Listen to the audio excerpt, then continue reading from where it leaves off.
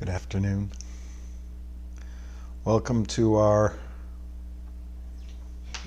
Wednesday. Our Wednesday meditation.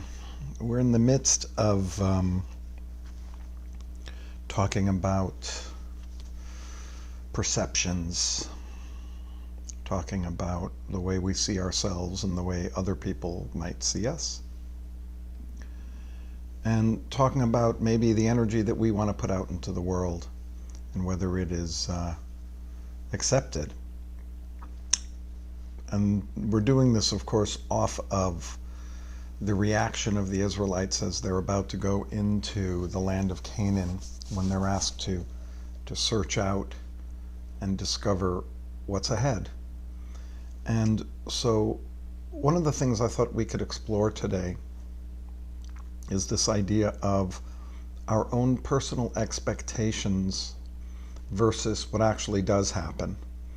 I had an acting teacher in my freshman year, and he used to think that all people have what he described as, or all people strive to have what he called situational victories in every moment of our lives. So in other words, if you go to the store to purchase milk, your situational victory is you found the best milk you could find at the best price you could find it. And that before we go into scenes, and by the way, I do want to mention, we have rearranged our room from a yoga studio now to a meditation studio. And I know that there was some issues with freezing, and I checked, and that's because the upload speed is just around 3, which is kind of a cusp speed. So there may be some moments. Hopefully it'll freeze when we're in the middle of the meditation, so it doesn't matter what happens. But so the idea moment of our lives, we're put in situations, and that what each of us tried to do is have a victory within that situation, and everyone has a different kind of a victory. And when you consider every scene that you have in your life, before you get there, you probably rehearse in your mind's eye exactly the way it's going to go. I'm going to say this, and they're going to say this, and then I'm going to say that, and then they're going to say that, and then I'm going to say this, and voila, I will be victorious in whatever it is that I'm looking for. But inevitably, after the first line that you rehearsed, the other person doesn't know about your rehearsal. So they're just living their life based upon what's coming their way. And a lot of times the objective we have for a situational victory runs into a roadblock because other people aren't in tune with what we might necessarily want in every situation. So part of what I believe we are doing, and that line that I love to say, which is allow things to be just as they are for now, I think is the idea that when we go into our situations, perhaps we will be victorious, perhaps we won't, perhaps it'll be something in between. And when we consider what I introduced last week about our thoughts being rumors, certainly the discussion we rehearse in our mind before we enter into a situation is certainly a rumor, because 9 times, let's just say 99.9 times out of 100, it's not going to go exactly the way you think it's going to go. It may end up in the same place that you wanted it to end up, but inevitably, what's in my mind is not going to be in the person's mind that's sitting in front of me. So our interactions in life and the situations that we are in, that we have to live through, are full of surprises. We have to be good at improv, and we have to be flexible, and we have to stay open. If we don't stay open and we're not flexible, to continue to drive the situation in the direction we want it to go, even if it's not moving in that direction, and it may never get there. So I think part of, and I think that's what happens to the Israelites, right? They go, they check it out, and they just cannot see in their mind's eye any kind of situational victory. So they decide, we're not going to be able to make it, and we're not going to be able to do it. So many times in our lives, as we think and our mind starts going, we may decide that we can't accomplish what we want to accomplish, or we're not going to be able to have this situational victory. That too is a rumor. You don't know it until you get into the situation. So I'm hoping, and what I have personally found through meditating, is it can at times, doesn't always, but it can at times give you a kind of distance from what you need to do, where you need to go, what you need to be talking with someone about. It gives you a kind of a distance and that noticing, so that you can be a little bit flexible when you get in that situation. So I think more times than not, if I'm thinking about what's my objective in a particular meeting that I'm having, or a difficult conversation I have to have, that I think of maybe several different outcomes or many different reactions that the person across from me might have. And even that, when I'm sure someone's going to react a certain way, it doesn't always happen that way. And sometimes actually for the better and not for the worse. So I think it's noticing, looking at things maybe from a little bit of an objective distance, can give us a purview of the whole situation, where we can be a little more open, a little more flexible, a little more going with the flow, and perhaps a little more allowing things to be just as they are for now in this conversation. And when we're out of that situation, or we're out of that conversation, we'll have another obstacle that's in front of us, and we'll try to overcome that in the best way that we possibly can.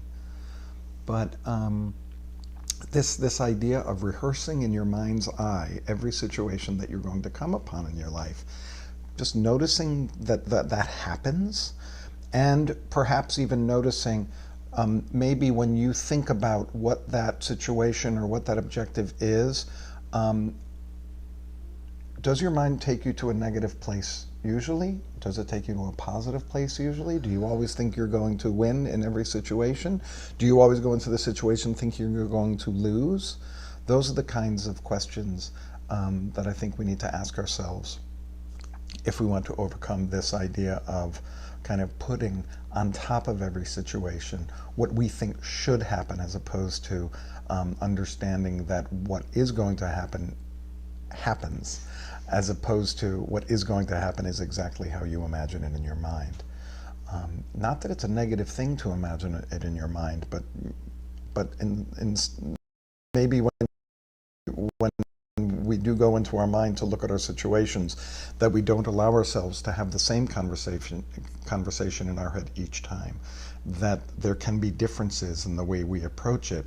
And indeed, looking at it and saying, well, if I say this, I wonder what the reaction might be, or if I say this, I wonder what the reaction might be, or what might be the best way to have a situational victory given who the person is that I'm talking to. So I thought this could be kind of part of our thoughts this week on the idea of our perception of ourselves, the outside and the inside of us matching up. A lot of these ideas around the way we see ourselves and the way we enter into situations. Hopefully it can be helpful to us in discovering a little bit more about ourselves. So I think we're ready to begin our meditation. So if you'd like to get into a position that works for you.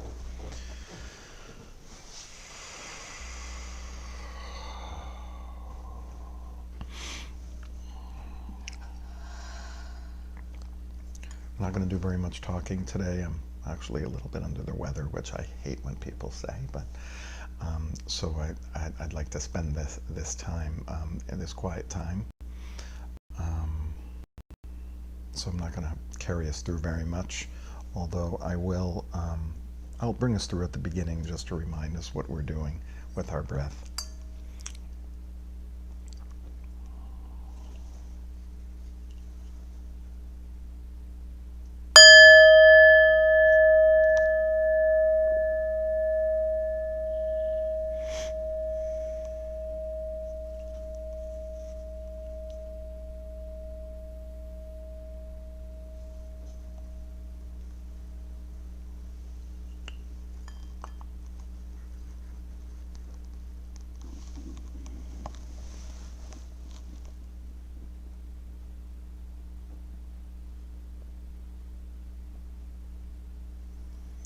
We're just breathing normally.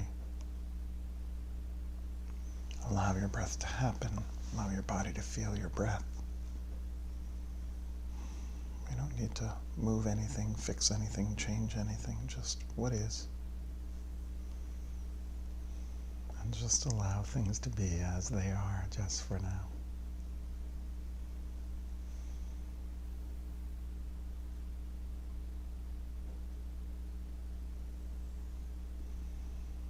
Feel what your breath does to your body. Fills you with life.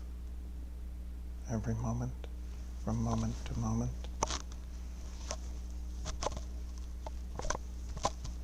Each moment is new. Each breath is renewal.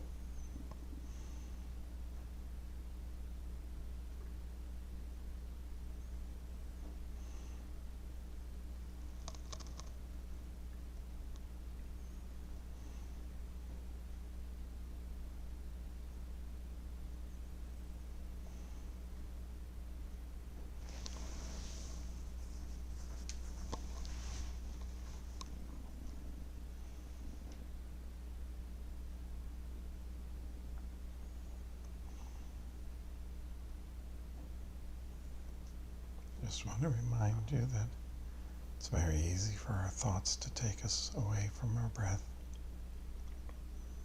In love and kindness, in chesed, just bring yourself back to your breath, even if it's for 1 or 2 before your mind takes you away again. The more we can stay in this present moment of our breath, the more stillness we can find.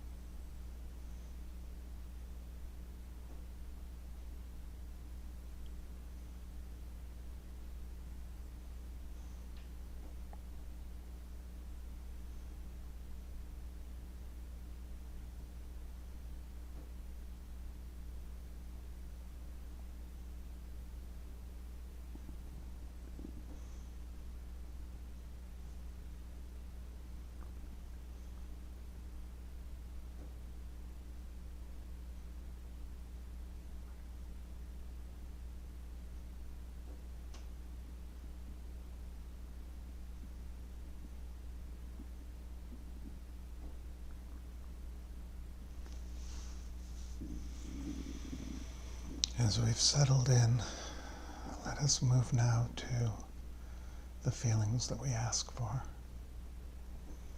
Today is that hump day where we ask for feelings to be luminous and loved. May I feel luminous. May I be enlightened. May I shine forth. May I glow. May I have something from deep within that lights in front of me. It could be knowledge, it could be artistic expression, or it could just be living with a light. And then love. I hope I don't have to explain that too much, but just loving others, loving where you are, loving who you are, loving who you're with, loving the people that are a part of your life. May I feel luminous. May I feel loved. May I feel luminous and loved.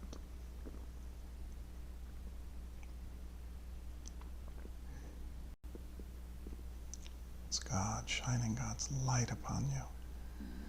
May I feel luminous. May I feel loved. May I feel loved.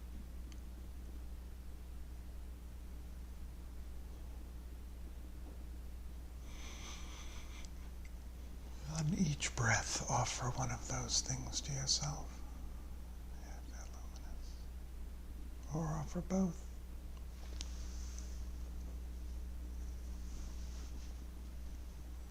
May I feel luminous. May I feel loved. May I feel loved and luminous.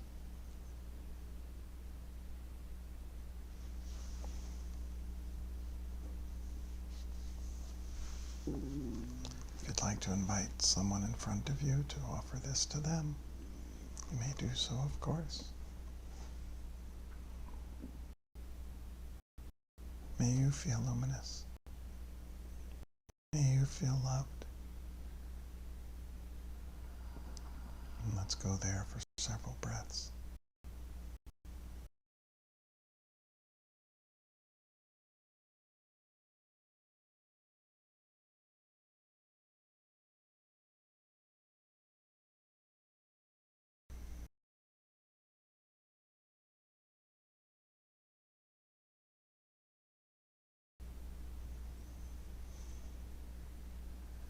And we can bring it back to us.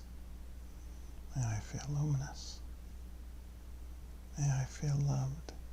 Maybe put a little bit of a smirk or smile on your face for the loved part. May I feel loved.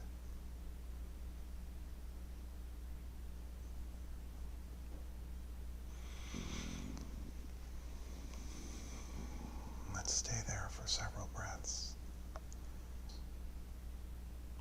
May I feel loved.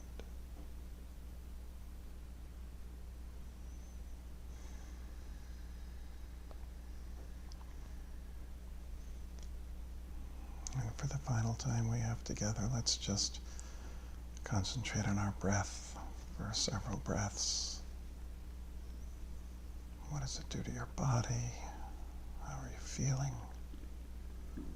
Can you feel your stomach grow and shrink?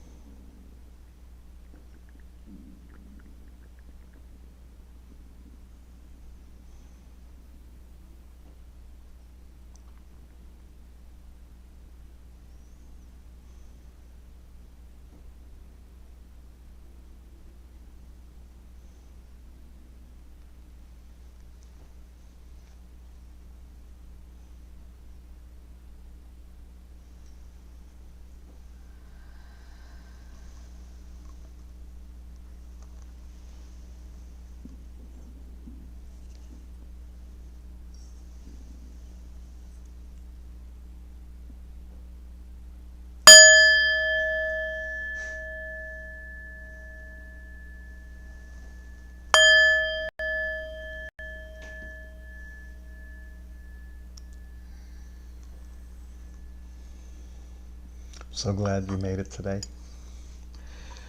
Hope that you had a still, peaceful meditation. May you feel luminous and may you feel loved. I hope you have a delightful evening.